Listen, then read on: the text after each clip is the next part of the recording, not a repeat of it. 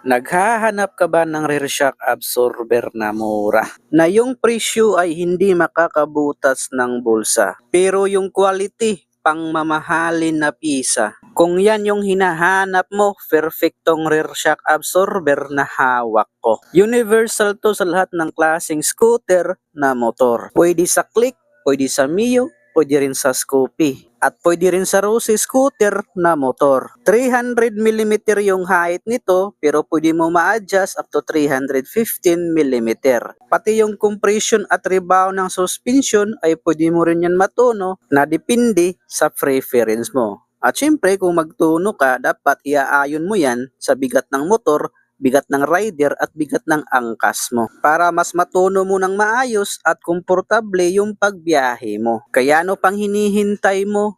Click the yellow basket below para makapag-check out ka na ng rear shock absorber